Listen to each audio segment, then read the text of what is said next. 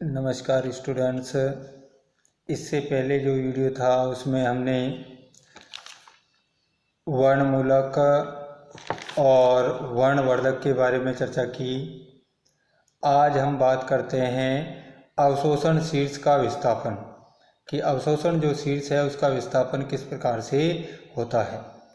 किसी भी अणु में कोई भी जो परमाणु या समूह होता है उसको अगर हम प्रवेश करवाते हैं या उसके विलायक में परिवर्तन करते हैं या यौगिक के जो कॉन्जुगेशन है उसमें परिवर्तन करते हैं तो उसका जो यूवी स्पेक्ट्रम होता है उस यूवी स्पेक्ट्रम के लैम्ब्डा मैक्स अधिकतम तरंगदैर्घ्य या अधिकतम अवशोषणांक, जिसको कि हम एप्सिलॉन मैक्स कहते हैं, उसके मान में परिवर्तन हो जाता है।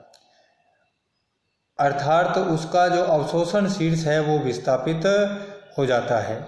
इस घटना को ही हम अवशोषण शीर्ष का विस्थापन कहते हैं। और ये जो अवशोषण शीर्ष का विस्थापन है ये 4 प्रकार का होता है। मतलब जो हमने बात की कि अवशोषण शीर्ष का विस्थापन क्या है, वो ये है कि अगर कोई भी जो अणु है उसमें किसी परमाणु या समूह को अगर हम प्रवेश करवाते हैं या विलायक में परिवर्तन करते हैं या फिर जो है उसकी कॉन्जुगेशन में परिवर्तन कर दें तो यूवी स्पेक्ट्रम में जो लैम्ब्डा मैक्स या ई मैक्स का जो मान है वो बदल जाता है। अर्थात उसका जो अधिकतम अवशोषण पीक जो है वो विस्थापित हो जाती है। इसे हम अवशोषण शीर्ष का विस्थापन कहते हैं। और ये अवशोषण शीर्ष का विस्थापन जो है वो 4 प्रकार का होता है, जिनके बारे में इस वीडियो में हम चर्चा करेंगे। सबसे पहले हम जो है बात करते हैं वर्णोत्कर्षी विस्थापन या बैथोक्रोमिक शिफ्ट। यदि कोई जो यौगिक होता है उस यौगिक में किसी परमाणु या समूह को एक इलेक्ट्रॉन दाता समूह यानी कि इलेक्ट्रॉन डोनेटिंग जो ग्रुप है जैसे OH है, मैथिल है, अमीन है आदि के द्वारा प्रतिस्थापित कर दें तो अवशोषण जो बैंड होता है वो उच्च तरंगदैर्घ्य की ओर विस्थापित हो जाता है। अर्थात उसके लिए जो है अधिकतम अवशोषण की जो लैम्ब्डा है उसका मान बढ़ जाता है, यानी कि लैम्ब्डा मैक्स के मान में वृद्धि हो जाती है। और अवशोषण बैंड का उच्च तरंगदैर्घ्य की ओर जो विस्थापन होता है उसी को हम बैथोक्रोमिक शिफ्ट कहते हैं। इस प्रभाव में लैम्ब्डा मैक्स के मान में जो वृद्धि का कारण जो है अवशोषण शीर्ष दृश्य प्रकाश के लाल रंग की ओर खिसक जाता है। ये जो प्रभाव होता है इसमें लैम्ब्डा मैक्स में वृद्धि के कारण अवशोषण जो शीर्ष है वो दृश्य प्रकाश के लाल रंग की ओर खिसक जाता है। इसी कारण इस शिफ्ट को हम रेड शिफ्ट भी कहते हैं। इसको हम एक उदाहरण के द्वारा भी समझ सकते हैं कि बेंजीन और जो टोलुइन है C6H6 और C6H5CH3 इनके लिए लैम्ब्डा मैक्स का मान बेंजीन के लिए 254 नैनोमीटर और टोलुइन के लिए जो है 261 नैनोमीटर होता है।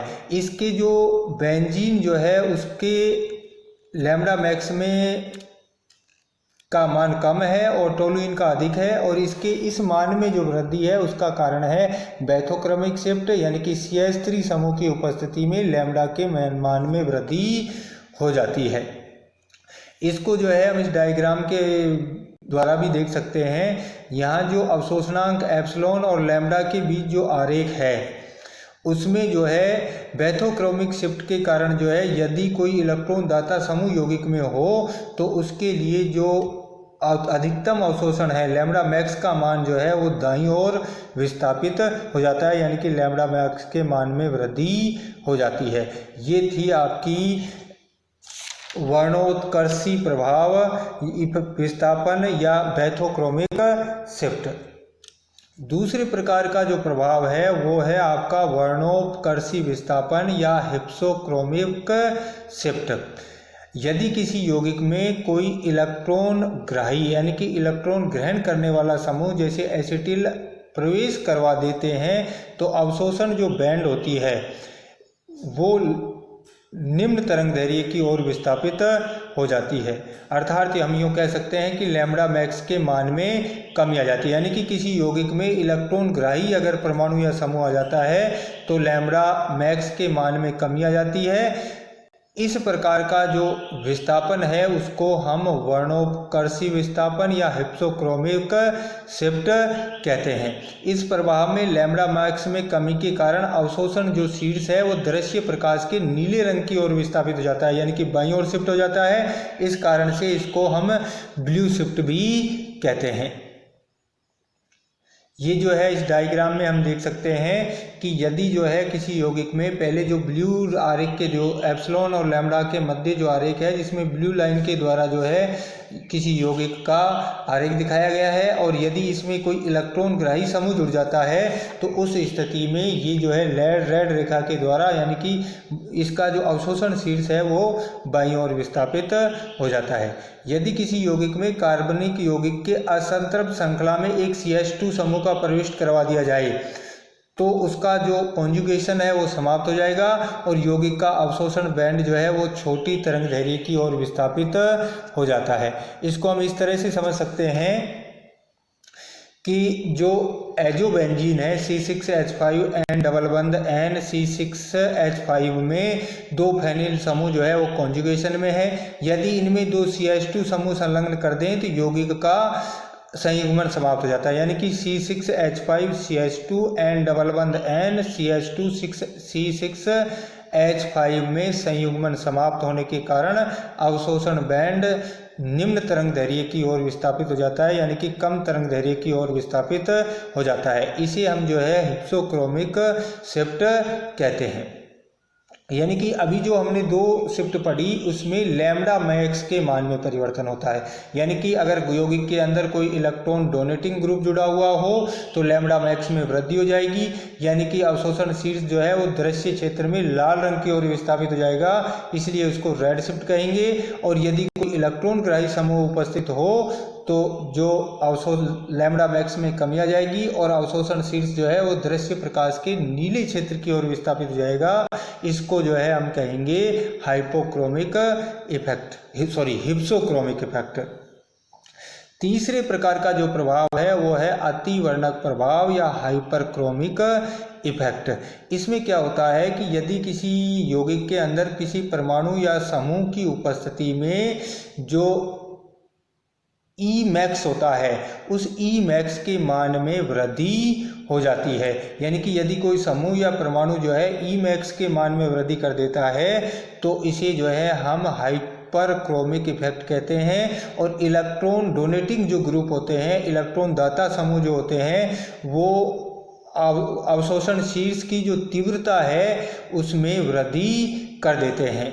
इस प्रभाव को हम हाइपरक्रोमिक इफेक्ट कहते हैं। अवशोषण बैंड की तीव्रता में वृद्धि मोलर विलोपन गुणांक के मान में वृद्धि के कारण होती है, जिसको हम इस डायग्राम के द्वारा देख सकते हैं कि यहाँ पर जो है किसी यौगिक में कोई परमाणु या समूह जुड़ा हो या इलेक्ट्रॉन डोनेटिंग परमाणु या समूह हो तो इसमें जो अवशोषण बैंड है उसकी तीव्रता में वृद्धि हो जाती है, तीव्रता बढ़ गई है, यानी कि Emax के मान में वृद्धि हो जाती है। इसको हम अतिवर्णक प्रभाव या हाइपरक्रोमिक इफेक्ट कहते हैं। इसे हम इस उदाहरण के द्वारा समझ सकते हैं कि बेंजीन और टॉलुइन का जो B बैंड के लिए Emax का मान जो है वो 204 और 225 है, यानी कि बेंजीन के लिए Emax में जो वृद्धि है CH3 समूह जो है इसकी अवशोषण जो तीव्रता है उसमें वृद्धि कर देता है।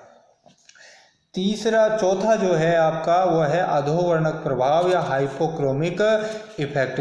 यदि किसी यौगिक में किसी परमाणु या समूह की उपस्थिति में अवशोषण बैंड की तीव्रता में कमी होती है तो उस प्रभाव को हम जो है हाइपोक्रोमिक इफेक्ट कहते हैं। जैसे बेंजीन और बेंजिल क्लोराइड के लिए B बैंड के लिए जो Emax है वो 204 और 190 है, यानी कि Cl समूह की उपस्थिति के कारण बेंजीन की Emax में कमी आ जाती है और 204 से घट करके वो 190 हो जाता है, यानी कि यहाँ Cl जो प्रतिस्थापन है वो अधोवर्णक प्रभाव उत्पन्न करता है। इसी प्रकार बाईफेनिल के लिए जो Emax का मान है वो 19,000 है, जबकि 2-मेथिल बाईफेनिल के लिए Emax का मान जो है वो 10,250 है, यानी कि मेथिल समूह की उपस्थिति में इसका जो है Emax के मान में कमी आ जाती है, जिसे हम इस डायग्राम के द्वारा देख सकते हैं। सकते हैं कि यदि कोई इलेक्ट्रॉन ग्राही समूह या ऐसा समूह जो कि अवशोषण शीर्ष की तीव्रता में कमी करता है तो अधोवर्णक प्रभाव उत्पन्न होता है। यानी कि पूर्व में जो है ये नीली रेखा के द्वारा जो आरेख दिखाया गया है वो ई और लैम्ब्डा के मध्य आरेख होता है, लेकिन यदि उस यौगिक के अंदर कोई इलेक्ट्रॉन ग्राही समूह उपस्थित हो तो इस अवशोषण शीर्ष की तीव्रता में कमी आ जाती है। इसको हम हाइपोक्रोमिक इफेक्ट